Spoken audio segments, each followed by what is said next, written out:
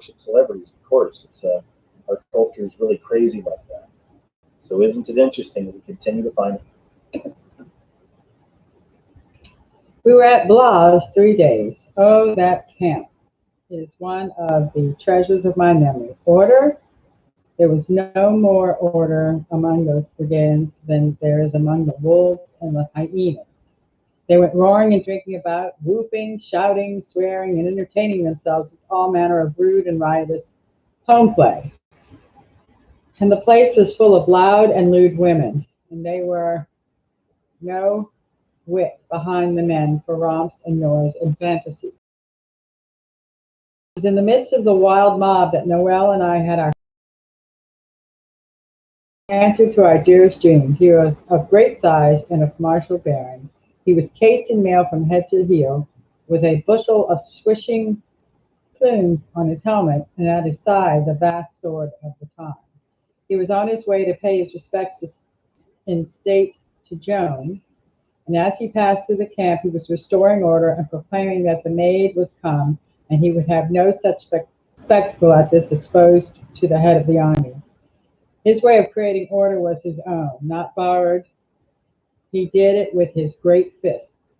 As he moved along swearing and admonishing, he let drive this way, that way, and the other, and wherever his blow landed, a man went down.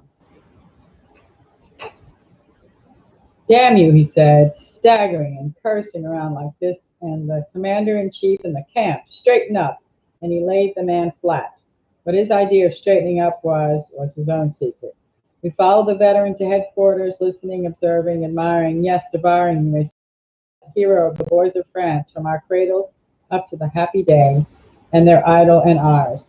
I called to mind how Joan had once rebuked the paladin there in the pasture of Domremy for uttering lightly those mighty names, the Higher and the Bastard of Orleans, or the Bastard of Orleans, proper way to say it, and how she said that if she could but be permitted to stand afar off and let her eyes rest once upon these great men, she would hold it a privilege. They went to her and the other girls just They were to her and the other girls what they were to the boys. Well, here was one of them at last. And what was his errand? It was hard to realize, and yet it was true. He was coming to uncover his head before her and take her orders. While he was quieting a considerable group of his brigands in his soothing way, near headquarters, we stepped on ahead and got a glimpse of Joan's military family, the great chiefs of the army, for they had all arrived now.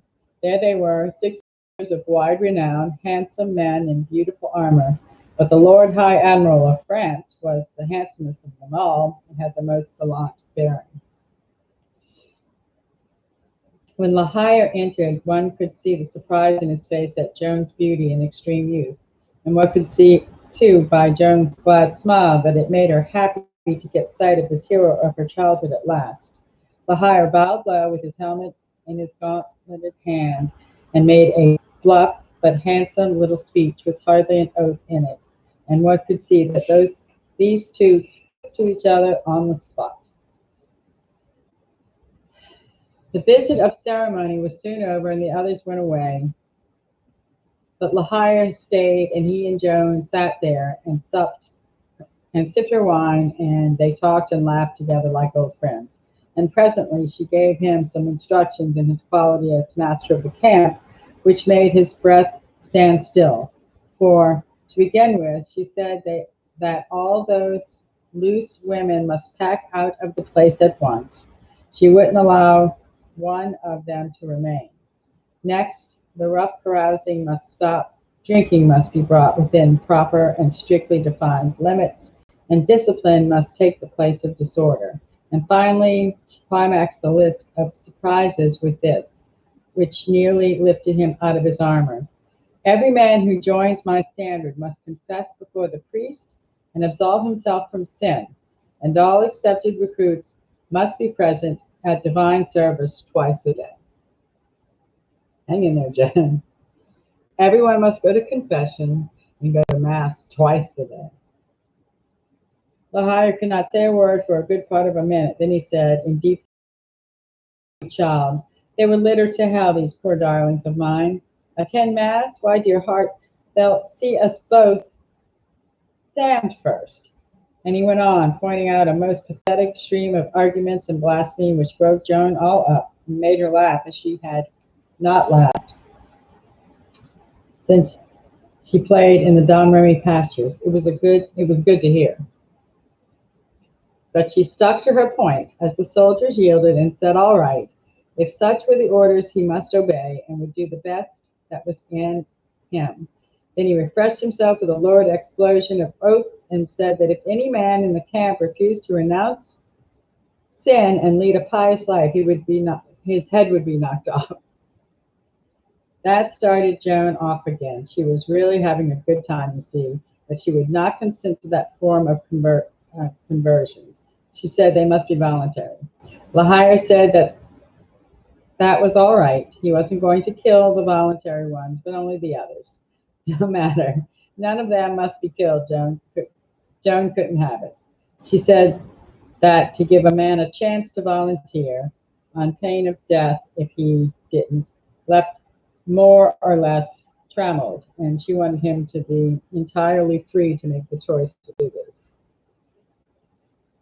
But dear man, you are going? Impossible. Oh, this is lunacy. Oh, no, it isn't. Oh, so the soldier sighed and said he would advertise the mass, but said he doubted it if there was a man in the camp and there was any more likely to go to it than he was himself. Then there was another surprise for him, for Joan said, but dear man, you are going? Impossible. Oh, this lunacy. Oh, no, it isn't. You are going to the service twice a day. Oh, am I dreaming? Am I drunk? Or is it my hearing playing me false? Why, I would rather go to, never mind, where. In the morning you are going, and after that it will come easy. Now, don't look downhearted like that. Soon you won't mind it at all. Lahire tried to cheer up, but he was not able to do it. He sighed like a zephyr and presently said, well, I'll do it for you, but before I would do it for another, I swear but don't swear. Break it off.